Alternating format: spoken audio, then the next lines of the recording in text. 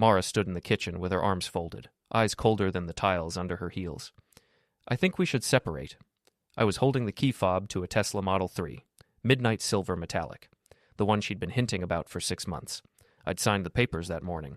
The salesman had called me 3 times to confirm I was serious about the purchase. 24 months of saving, cutting corners, skipping lunches, all for this moment. "Lucas needs me," she continued. "His life fell apart, and I can't just abandon him." Lucas, the massage therapist from BodyWave Studio, the guy who smelled like sandalwood oil and posted motivational quotes on Instagram, the guy who drove a leased Jeep Cherokee and lived in a studio apartment with inspirational posters on the walls. I slid the key fob back into my pocket. "Hope you're happy together. While you're here, don't forget to subscribe, hit the hype button, and support this channel with a like. And tell us below, have you ever faced something like this?" Her eyebrows lifted slightly. She'd expected tears, maybe begging, maybe a dramatic scene where I fell apart and promised to change, to be better, to give her whatever she wanted. Instead, I turned and walked toward the garage. "That's it?" she called after me. "Yeah, that's it." 4 months later, she would be on my doorstep, pregnant and crying, with half the neighborhood watching. But first, I had work to do. My name is Derek Malloy. I'm 33 years old, and I own Malloy Shine Garage, a car wash business that opened 8 months before my wife decided to walk out. People think car washes are simple operations. Spray some water, add some soap, dry it off, collect the money. They're not. It's chemistry, hydraulics, customer service, employee management, marketing, and maintenance all wrapped into one incredibly loud, wet package. You need to understand water pressure systems, chemical mixing ratios, environmental regulations, and how to make a customer feel like their $15 wash was worth every penny. The day after Mara left, I showed up at the garage at 6 in the morning, like always. Luis was already there, prepping the wash bays. He'd been with me from the beginning, back when we were just 2 guys with a pressure washer and a dream. Now we had 3 full-time employees, state-of-the-art equipment, and a growing client list. "Boss, you good?" he asked, watching me unlock the office. "Yeah, why?" "You look different." I probably did. I felt different. Lighter somehow, like I'd been carrying something heavy and only just realized I could set it down, the weight I didn't know I was bearing. "Just tired," I said. The truth was more complicated. Our marriage had been falling apart for a year, maybe longer. A slow unraveling, 1,000 small cuts. Little comments that eventually added up. Little dismissals that accumulated. Mara worked as an HR assistant at some mid-sized office downtown. Decent job, decent pay, good benefits. But she always acted like she deserved more. More money, more status, more recognition, more everything. She hated the car wash from the beginning. "You smell like detergent," she'd say when I came home, wrinkling her nose like I'd rolled in garbage. "It's honest work. It's embarrassing. Do you know what I tell people when they ask what my husband does?" "What do you tell them?" I say you're an entrepreneur, because saying car wash sounds pathetic. Those conversations happened weekly, then daily, then every time I walked through the door. The thing about Mara was that she lived inside other people's opinions. Her entire sense of self-worth came from external validation. If her coworkers thought something was beneath her, she thought it too. If her friends on social media were traveling to Bali, she needed to go to Bali. If someone at her office bought a new car, she needed a better one. She measured her worth by comparison, and I was just the guy who couldn't provide enough ammunition for her to win those competitions. I should have seen Lucas coming from a mile away. 3 months before the breakup, Mara started going to BodyWave Massage Studio twice a week. At first, it was for her back. Office work, bad posture, stress from her job. Made sense. Lots of people get therapeutic massages. But then the appointments got longer. She started dressing nicer on massage days. New outfits I didn't recognize. Perfume she saved for special occasions. New underwear that I only saw in the laundry basket, never on her. I'm not an idiot. I checked our joint bank account. $70 sessions every Tuesday and Thursday, like clockwork. Then I saw the tips. $40, $50. Once, $75 on a 90-minute session.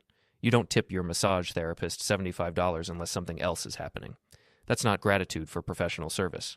That's something else entirely. But I didn't confront her. Not yet. I'm a patient man. I observe. I document. I plan. I learned that from running a business.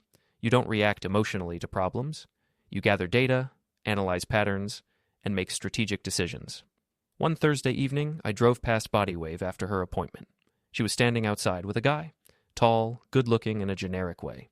tight black t-shirt that showed off his gym routine, styled hair with that carefully messy look, that carefully maintained stubble that takes more effort than a full beard. They were laughing together. She touched his arm in that casual but not casual way, the way she used to touch me back when we first started dating. That was Lucas Reed. I didn't rage. I didn't smash anything. I didn't confront them in the parking lot. I went home, opened my laptop, and started gathering information. Lucas was 30 years old, single, worked at BodyWave for 3 years. His Instagram was public, hundreds of posts, shirtless photos at the beach, gym selfies with captions about pushing limits, motivational quotes about living your truth and choosing happiness and not settling for less than you deserve. His last relationship had ended badly, according to a comment thread I found where an ex-girlfriend called him out. Something about him not being ready for commitment and always looking for the next best thing. Red flags everywhere, bright and obvious, and Mara couldn't see a single one. Or maybe she could and didn't care. The night she asked for the separation, I already knew everything. I knew about the private messages I'd seen when her phone lit up on the kitchen counter. I knew about the lunch dates she called errands. I knew she'd gone on what she told me was a girls' trip to Miami, but was actually a cruise where Lucas was working a temporary spa contract. I'd seen the photos before she deleted them. I'd tracked the credit card charges. I'd pieced together the timeline. I knew she was pregnant, though she didn't know yet. The math was simple. The cruise was 9 weeks ago. She'd stopped drinking wine 3 weeks ago without explanation. She'd been tired, nauseous in the mornings. I'd been married to her for 5 years. I knew her patterns. But I said nothing. I just let her leave. She moved out the next weekend, took her clothes, her books, some furniture we'd bought together, kitchen stuff she'd registered for at our wedding, pictures of her family. I didn't fight over any of it. I helped her pack, carrying boxes down to Lucas's Jeep Cherokee. "You're being weird," she said, folding a sweater. "How so? You're too calm. This doesn't bother you at all? Would you prefer me to yell? Break things? Beg you to stay?" "I'd prefer you to act like you care." I looked at her directly. "Mara, I stopped caring 6 months ago. I was just waiting to see how this played out." Her face went red. "You're such a jerk." "Maybe, but I'm an honest jerk." She left in a huff, loading boxes into Lucas's Jeep Cherokee. He didn't come inside, just waited in the driveway, sunglasses on, scrolling through his phone like he was picking up furniture from a yard sale instead of taking another man's wife. I watched from the window as they drove away, then I went back to work. The car wash business started booming about 2 weeks after Mara left. Funny how that works. I signed a contract with a corporate fleet company that needed weekly washes for 40 vehicles. Then a local real estate agency signed on for their sales team's cars. Money started flowing in steadily. Luis and Rob, my 2 full-time guys, noticed the change in me. "A boss is locked in," Rob said one afternoon, watching me negotiate with a new supplier. "Always has been," Luis replied. "He's just got no distractions now." They were right. Without Mara's constant complaints, without her emotional demands, I could focus. I worked 12-hour days and loved every minute. The business grew. I started looking at locations for a second garage. Mara, meanwhile, was posting photos with Lucas. Beach sunsets, coffee shops, his apartment, which looked exactly like you'd expect. Minimalist furniture, inspirational wall art, a guitar he probably couldn't play. The comments were predictable. "You two are so cute. Living your best life. True love." I didn't comment. I didn't like or react. I just watched. Then came the cruise photos. Mara had told me, back when we were still together, that she was going on a girls' trip with her coworker Rhonda. She needed a break, she said, needed to clear her head. I'd agreed, even though I knew it was a lie. The photos confirmed it. There was Lucas in the background of several shots, wearing his BodyWave uniform, giving massages by the pool. There was Mara in a new bikini, drink in hand, looking happier than I'd seen her in years. I saved every photo, a cruise pregnancy, how romantic. 8 weeks after she left, I started phase 1. I went to a lawyer. Not some aggressive divorce attorney who'd bill me into bankruptcy, but a calm, methodical woman named Patricia Hale who specialized in asset protection. "Do you have documentation?" she asked. I laid out everything. The separation agreement Mara had signed in her rush to move out. The business and corporation papers that listed me as sole owner. The mortgage documents showing the house was in my name only, purchased before we married. The bank statements showing her excessive spending on Lucas. Patricia smiled. "She has no claim to your assets." "None?" "None. She signed away any potential interest when she agreed to the separation terms. She was in a hurry, I assume." "Very." "That was her mistake." I paid Patricia's retainer and left feeling, for the first time in months, genuinely happy. Phase 2 was trickier. I needed to handle Lucas without doing anything illegal or violent. I'm not that guy. I don't hire thugs or slash tires or make threatening calls. I'm smarter than that. Lucas's weakness was his reputation. He was a massage therapist, which meant his entire career depended on client trust and professional boundaries. One credible complaint could ruin him. I didn't have to make anything up. I just had to find the truth. I called BodyWave and made an appointment. Not with Lucas, obviously, but with another therapist. During my session, I made small talk with the receptionist, a friendly woman named Stacy. "How long have you worked here?" I asked. 3 years. It's a good place, mostly." "Mostly?" She hesitated. "Well, we've had some issues lately. Client complaints." "Really?" "Yeah, one of our therapists has been a little too friendly, if you know what I mean. Management's handling it." "That's concerning. Tell me about it. I love this job, but we have standards." I thanked her and left. 3 days later, I found Mrs. Whitaker. She was a 62-year-old retired teacher who'd filed a formal complaint against Lucas for inappropriate behavior during a massage. Nothing extreme, but enough to make her uncomfortable. Lingering touches, suggestive comments, requests for her personal phone number. I found her through a public review she'd left online, carefully worded but clear in its message. I called her. "Mrs. Whitaker, my name is Derek Malloy. I'm investigating a pattern of unprofessional conduct at BodyWave Studio. I saw your review, and I was wondering if you'd be willing to discuss your experience." She was hesitant at first, but I was patient. I explained that I wasn't a lawyer, just someone who wanted to make sure other clients were protected. Eventually, she agreed to send me a copy of her complaint, which she'd filed with both BodyWave and the state licensing board. It was perfect. Lucas Reed had crossed a line, multiple times, with multiple clients. I forwarded the complaint to BodyWave's corporate office with a polite note suggesting they take it seriously. I also sent copies to the state licensing board with additional documentation I'd gathered from online reviews and public records. 2 weeks later, Lucas was suspended pending investigation. Mara called me for the first time since leaving. "What did you do?" she demanded. "I don't know what you're talking about." "Lucas got suspended. They're investigating him for complaints." "That's unfortunate." "Derek, I know this was you." "Mara, I own a car wash. I have no power over massage therapy licensing boards." "You're lying." "Am I? Or did you just choose a guy who couldn't keep his hands to himself?" She hung up. I sat in my office afterward, staring at the phone. Part of me expected to feel guilty. I didn't. Lucas had done this to himself. I just made sure the right people knew about it. The next day, I got a call from Patricia. "Derek, I have good news. Mara hasn't filed any counterclaims or requests for reconsideration. The separation agreement stands as written." "What does that mean?" "It means she has zero legal claim to anything you own. The house, the business, your savings, it's all protected. And if she tries to claim I owe her support, she can try. She won't win. You have documentation proving she left voluntarily and engaged in an extramarital relationship using joint funds. No judge will award her anything." I thanked Patricia and hung up. Everything was falling into place. The next few weeks were fascinating to watch. Mara's social media posts became less frequent. The comments from her friends started to shift. "Everything okay? Haven't heard from you in a while. Call me." Lucas's Instagram went dark completely. His last post was some generic quote about overcoming adversity. The comments were brutal. "Maybe don't harass clients. Creep. Hope you lose your license."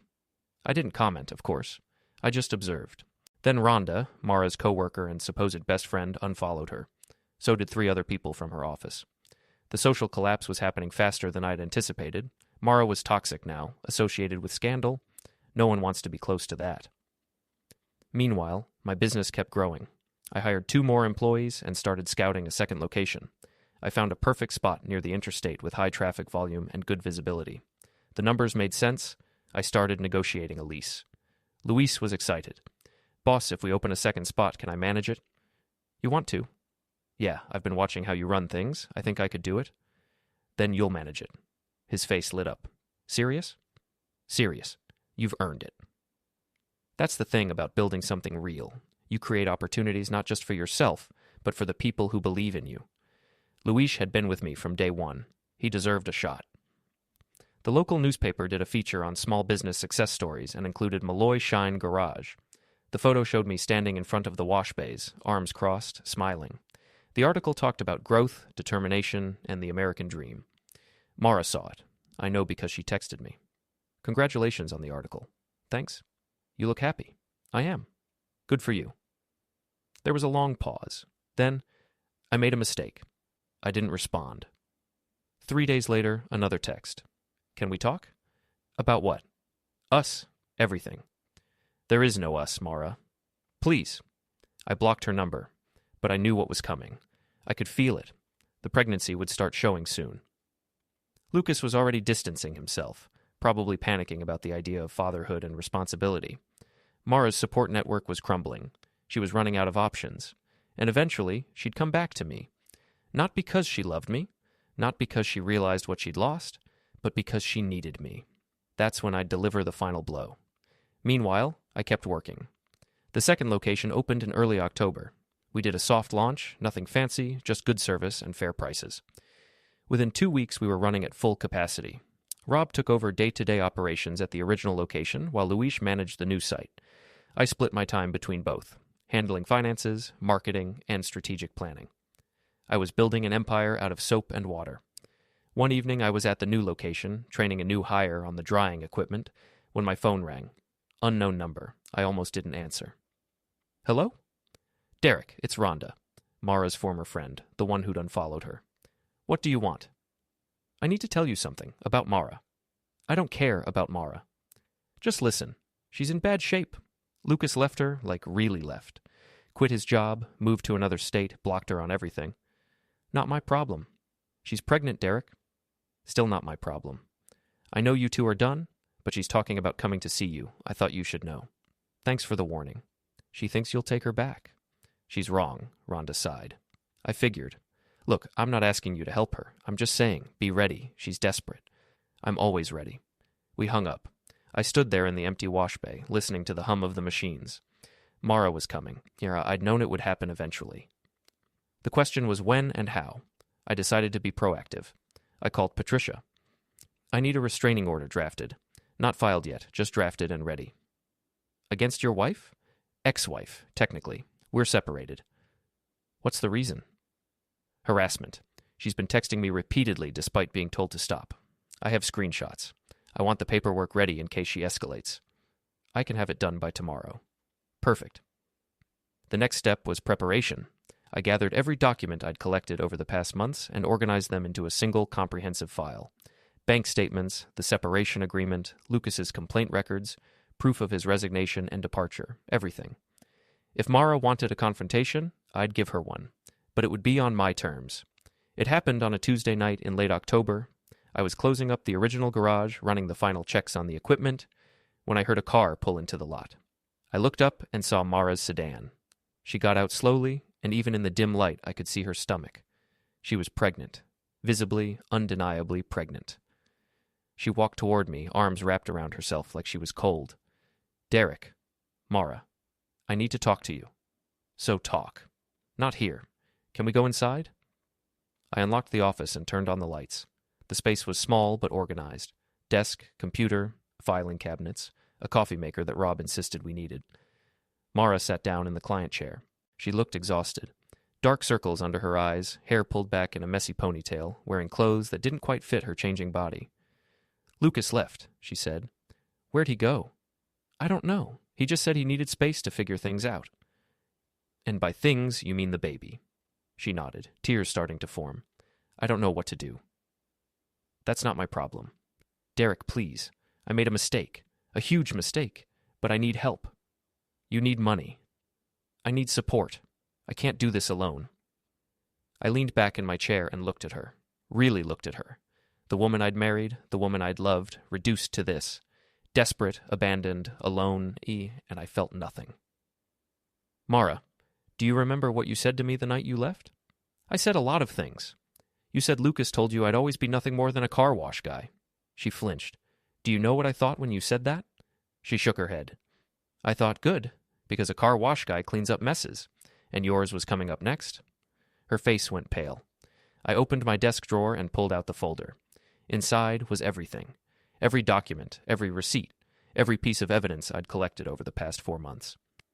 This, I said, sliding the folder across the desk, is your reality. She opened it slowly, her hands shaking. First page. The separation agreement she'd signed, giving up any claim to the house or business. Second page.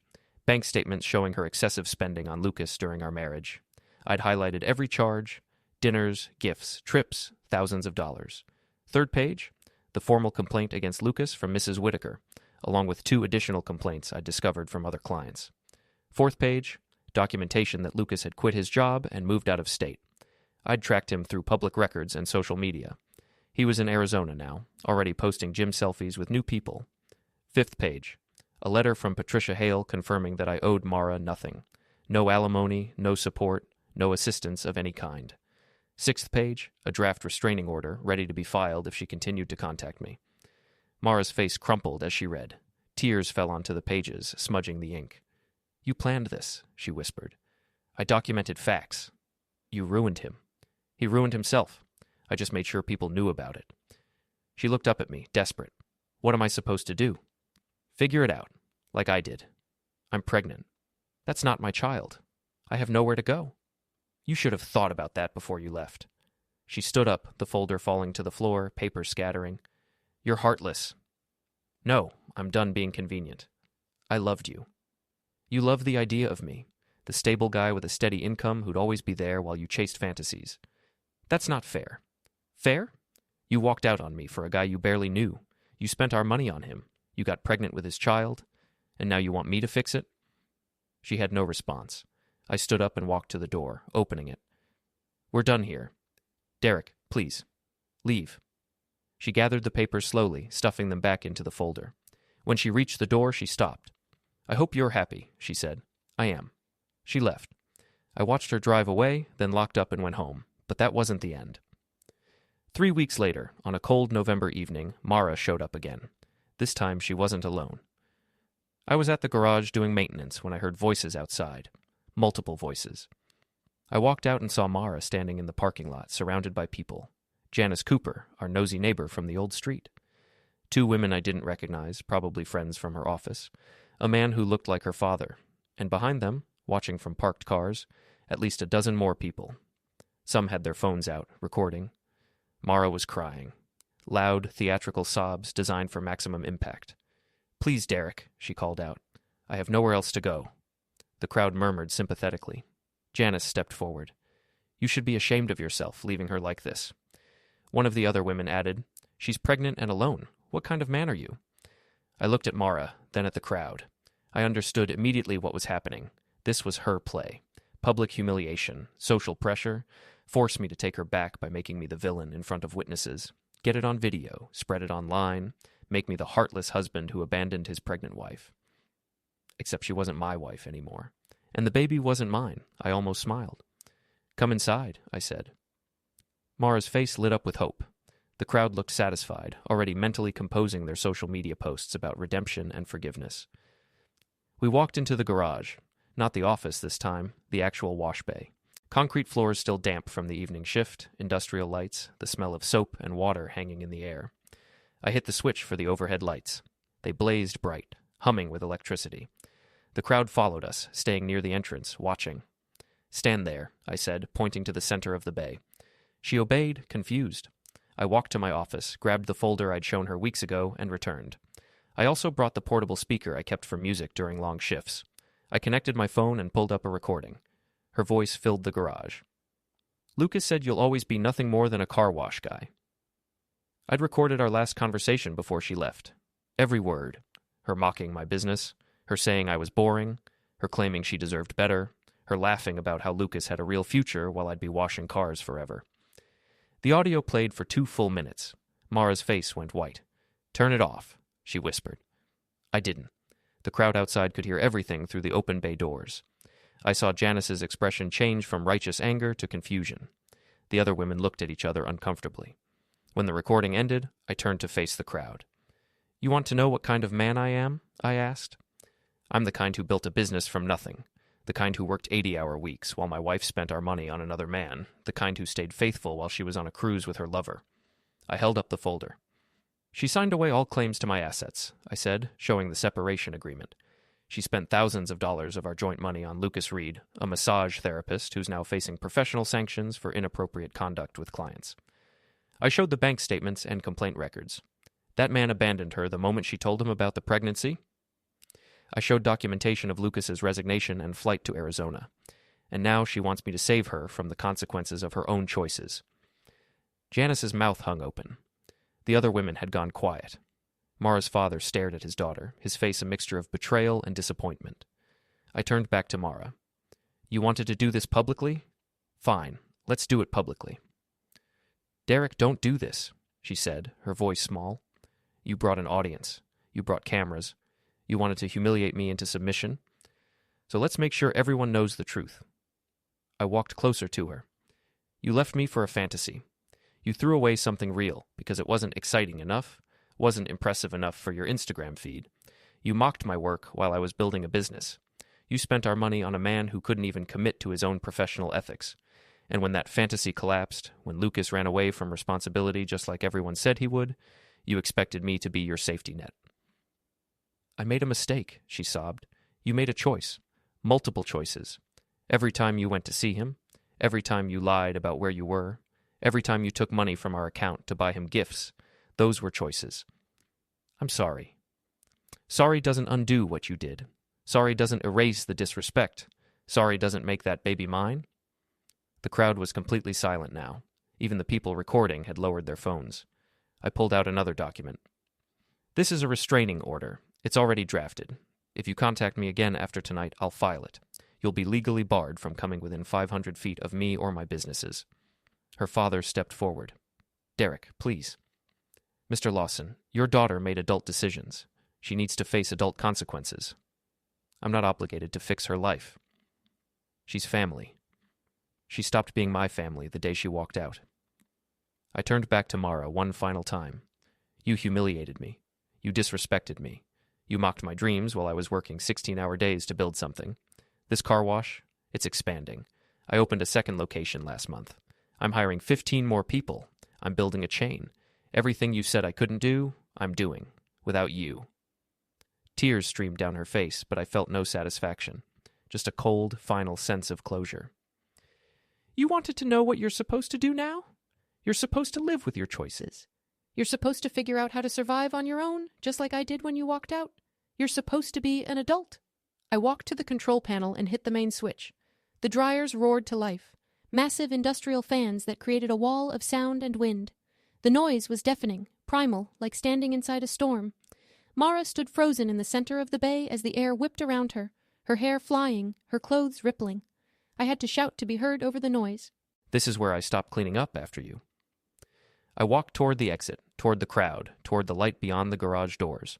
Behind me, Mara collapsed to her knees on the wet concrete floor, sobbing, alone in the roar of the machines. I didn't look back. I walked past the crowd, past Janice's shocked face, past the strangers with their phones, past Mara's father, who looked like he'd aged 10 years in 10 minutes. I got in my truck and drove away. The video hit social media that night, not the version Mara had wanted, the version where the truth came out, where the documents were shown, where her lies were exposed. The comments were split. Some called me cold, others called me justified. Most just said the situation was sad all around. I didn't care what they thought. The next morning, I filed the restraining order after Mara showed up at my house twice more, banging on the door, begging me to talk to her. The judge granted it immediately after reviewing the evidence. Mara moved in with her parents. Her father called me once, asking if there was any way to work things out. I told him no. He didn't call again. Lucas never returned. I tracked him through social media for a while, more out of curiosity than anything else. He was in Arizona, working at a gym, already posting photos with a new woman. Some people never change. Mara had the baby in March. A boy. I never saw him, never asked about him, never had any interest in being involved. That child was the consequence of choices that had nothing to do with me. My business grew exactly as planned. 2 locations became 3, then 4, and by year's end, I was running 5 car washes across 3 counties. Luis turned into one of my best managers. Rob started his own detailing shop, and we partnered on premium services. I ended up hiring 23 people, mostly locals who needed steady work. People still talk about that night in the garage.